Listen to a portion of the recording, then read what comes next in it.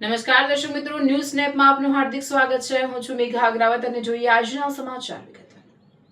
સુરતના કતારગામ ખાતે અષાઢી બીજ નિમિત્તે શ્રી ઘેડિયા કોળી સમાજ ટ્રસ્ટ દ્વારા 34મો સ્નેહ મિલન સમારોહ, વિદ્યાર્થી ઇનામ વિતરણ અને જન કલ્યાણકારી સેવા કેમ્પનું આયોજન કરવામાં આવ્યું. શ્રી ઘેડિયા કોળી સમાજ ટ્રસ્ટ સુરત તથા શ્રી યુવા ઘેડિયા કોળી સમાજ સુરત દ્વારા દર વર્ષની પરંપરા મુજબ અષાઢી બીજના પાવન અવસરે 34મો સ્નેહ મિલન સમારોહ, વિદ્યાર્થી ઇનામ વિતરણ સમારોહ, રામદેવ પીર મહારાજના પાઠ દર્શન, પ્રસાદ વિતરણ, વૃક્ષારોપણ કાર્યક્રમ તથા જનકલ્યાણકારી સેવા કેમ્પનું ભવ્ય આયોજન કરવામાં આવ્યું છે. સમાજમાં શિક્ષણ, એકતા, સેવાભાવ અને સંગઠન શક્તિને વધુ મજબૂત બનાવવાના હેતુથી યોજાનારા કાર્યક્રમમાં સમાજના તેજસ્વી અને પ્રતિભાશાળી વિદ્યાર્થીઓનું સન્માન કરીને તેમને ઇનામો એનાયત કરવામાં આવશે.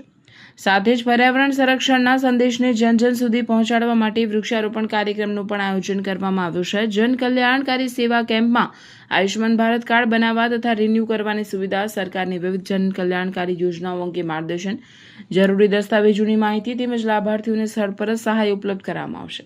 આ પ્રસંગે મહંત અખંડાનંદ સરસ્વતી મહારાજ, અનંત વિભૂષિત શ્રી 1008 મહામંડલેશ્વર જયાનંદ સરસ્વતી મહારાજ તેમજ વિવિધ ધારાસભ્યો, કોર્પોરેટરો, પોલીસ અધિકારીઓ, શિક્ષણવિદો, તબીબો, સામાજિક આગેવાનો અને વિવિધ સંસ્થાઓના પ્રતિનિધિઓ વિશેષ ઉપસ્થિત રહી સમાજને આશીર્વચન અને માર્ગદર્શન આપશે. કાર્યક્રમ દરમિયાન શિક્ષણનું મહત્વ, યુવા શક્તિ, સામાજિક એકતા, સમાજ વિકાસ, પર્યાવરણ સંરક્ષણ તથા સરકારની વિવિધ કલ્યાણકારી યોજનાઓનો વધુમાં વધુ લાભ લેવા અંગે માર્ગદર્શન આપવામાં આવશે. ઉપરાંત સમાજના સભ્યો વચ્ચે સ્નેહ, સહકાર અને સંગઠન ભાવ વધુ મજબૂત બને તેવા વિવિધ કાર્યક્રમોનું પણ આયોજન કરવામાં આવ્યું છે.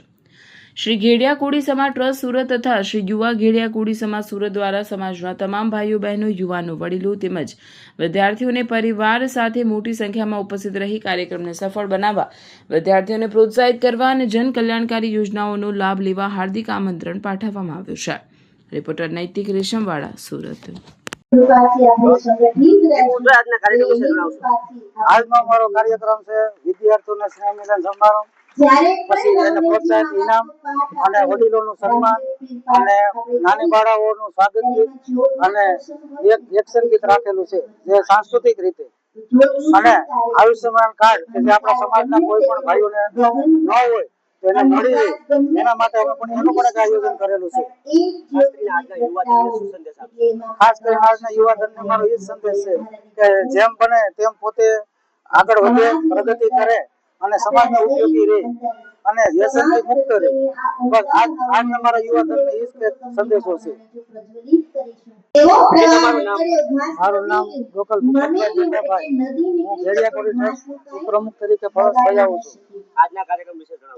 આજનો અમારો કાર્યક્રમ એ છે કે સમાજની અંદર એક પ્રેરણા છે કે અમે બધા સાથે મળી અને કાર્યક્રમ કેમ સફળ થાય એના માટે યુવાનો, આગેવાનો અને વડીલો તેમજ સમાજના અન્ય જે યુવાનો છે એ લોકો જે ગ્રુપ બનાવે છે એ બધાનો સાથ સહકાર મળ્યો અને કાર્યક્રમ સફળ બનાવવાની કેટલા લોકો જોડાયા?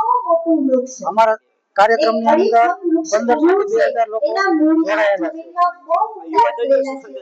યુવાધનને મારો એ સંદેશ છે કે ભાઈ કાયમી માટે વ્યસનથી દૂર રહો અને સમાજને ઉપયોગી થાય એવા કાર્ય હંમેશા કરતા રહો અને વડીલોને સાથ સહકાર આપો. મારું નામ દિલીપભાઈ લીલાભાઈ કિંદરખેડિયા, હું ઘેડિયા કોળી સમાજ સુરતના પ્રમુખ છું. ઘણા ટાઈમથી આ પ્રમુખ પદ ઉપર ફરજ બજાવતો આવું છું અને આજે અમારો આ કાર્યક્રમ છે 34મો સ્નેહ મિલન છે. સાહેબ, અમે 34 વર્ષ ત્યાં સ્નેહ મિલન સુરત ની અંદર કરતા આવીએ છીએ. સાથે સાથે વિદ્યાર્થીના સન્માન સમારોહ, વિદ્યાર્થીને ઇનામ વિતરણ અને સાંસ્કૃતિક કાર્યક્રમ, અમે અમારી પરંપરાને 600 કિલોમીટર થી અમે દૂર આવીને પણ અમારી જે કઈ પરંપરા છે એને અમે આજે જાળવી રાખી છે અને એમનો અમને ખૂબ જ ગર્વ છે કે અમારા બાળકો, વડીલો અને યુવાનો આ પરંપરાના પ્રેરણા ઉપર ચાલ્યા જાય છે.